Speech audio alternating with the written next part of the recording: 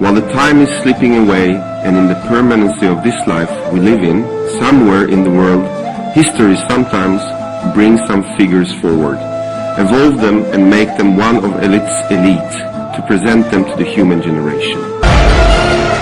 General Abdul Rashid Dostum is one of those elite personages. Among the conflict of politics and regimes, he has been carrying on a fight and struggle as a forerunner in order to bring justice and democracy to his brave and cultured but aggrieved people.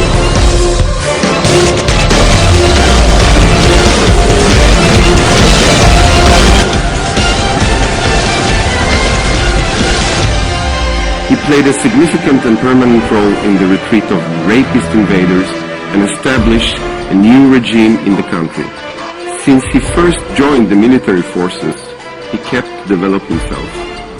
Proving his talents and skill, he climbed the success steps very quickly and drawn the attention upon himself.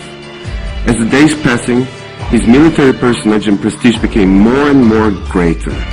He achieved the higher service ranks one by one and fast, gained love and reputation. Distinguished soldiers gathered up around him. They returned with victory from all battles they did. These outstanding achievements disturbed the adherents of Najibullah and provoked him against General Dostum. Despite of this situation, General Dostum and his friends keep monitoring the central government's activities and push back their evil plots against General Dostum. Dr. Najibullah plans a terrorist attack and assigns some very dangerous people to make this plan work right. This plan was going to be realized by an air raid to General Dostum's territory. Thus he would have grabbed their soil by eliminating their leadership. It's claimed that the figures which Najibullah assigned to them to this task were extreme nationalists. Compared with previous dictatorial regimes, these were more brave in their brutal activities and even more openly that one of them, Resul Bihuda, didn't hesitate to declare that they hand out weapons on specific purpose while he was making statement on a local TV called Mazar-i-Sharif. Subsequently to these statements, the commitment between patriots who are foregathered around General Dostum gets tighter. General Dostum left Mazar and went to the Shebergan and then took head of the operation against Dr. Najibullah's dictator regime.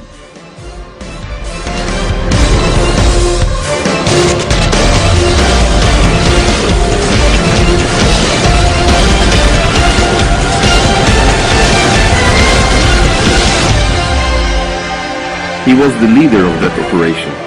In sensitive and critical situations like this, he has gone to the front line and cried to the opposed troops, "Brothers, I'm General Dostum, and we are here to revolt against Najibullah's regime." When opposed troops heard those words, they not only broke up with the fight, but also joined General Dostum's side and went back to the Mazar-i-Sharif with him. Thus, Mazar-i-Sharif was conquered. In order to expand the operation, they contacted with Commander Ahmed Shah Massoud. With taking Ahmed's support, they took over both Shalangaler and Pervan. Revolution has gained ground to the Kabul's northern gate. Meanwhile, General Dostum met with his old friend Shahid Mazari and decided to operate together in Kabul. Thus, General Dostum's troops and the troops of the Afghanistan Islamic Unity Party entered the Kabul for the first time. Allying with the Northern Alliance, the troops of Nazar Council entered Kabul from the North Highway and took over the critical places. Najibullah's regime fell apart. When Najibullah came to the airport to flee, he saw that the airport is under the control of the northern troops and hurried up back to the United Nations office to take a refuge. Afghan radio and TV stations were taken over by the rebels. Some Hezbollah-side Islamic groups in the Ministry of Internal Affairs were ejected from the city after a brief quarrel. The capital was totally under control of troops of General Dostum, of Nazar Council and of Islamic Unity Party. Those warlords were invited to the Kabul to establish the Islamic government. In the first meeting of the revolution leaders, General Dostum was declared as the Deputy Minister of Defense and General Staff of Northern Troops.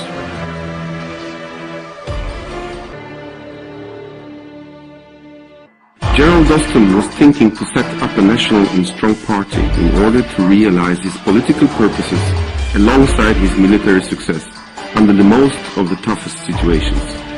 He showed extraordinary effort to gather all troops who have goodwill in serving the country under the same roof and form the right conditions for the Afghan National Islamic Movement to being set up. In April 1992, he called the ever first general meeting of the party in Mazar-i-Sharif and started the Afghanistan National Islamic Movement. In this meeting, he's been declared as leader of the Afghanistan National Islamic Movement. Due to sacrifices General Dostum has done, he's been promoted to the full general and been honored with the titles of Great Mujahideen and Khalid bin Walid by the first Islamic president, Professor Sebhatullah Mojaddedin. این وقت البته جای شک نیست که شورای نظار خدمت بزرگ انجام دادن، قوای جنرال دوستم خدمت کردن، برادرای شیعی ما خدمت کردن و از کابل دفاع کردن. With the ending of the presidency period of Sebhatullah Mojaddedi, his place were taken by Professor Rabbani. Rabbani invited the General Dostum to Kabul. Dostum enters Kabul with some mayors. Maestro Rabbani assigns General Dostum as President Commissionary whenever he is abroad. General Dostum not only avoided ongoing conflicts, but also spent great efforts in order to get peace between the conflicting parties. Therefore, he served as a go-between, especially between Commander Mesut and Maestro Abdullahi Mazari. And he enabled the peace to take place between these two. Abdullahi Mazari, in order to make peace, accepted all of the offers that came from General Dostum, gave him all authorization to act on behalf of him, and even he gave over the prisoners to him. General Dostum also had an interview and made a deal with Gulbuddin Hikmatyar, leader of the Afghanistan Islamic Party, to end the coalitions and strengthen the state's structure. Before this meeting takes place, Hikmatyar decided to meet with General Dostum in Beni Hisar region where he ruled.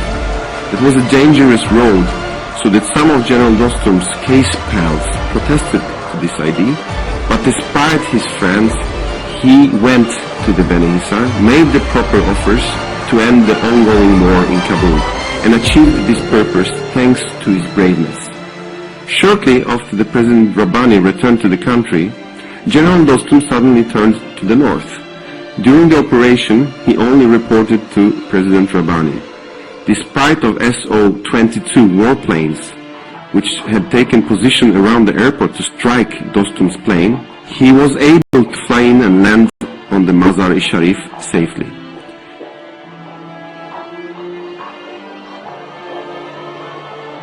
Therefore, this evil plot against him failed. It was just the beginning of the Taliban corps in the south.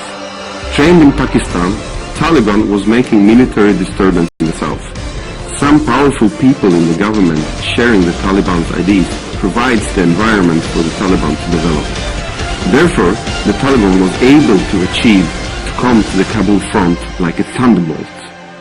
Hizbi Islamic Party helped them to enter Kabul and left the Jahar Ashaib to Taliban with all military supplies that it had.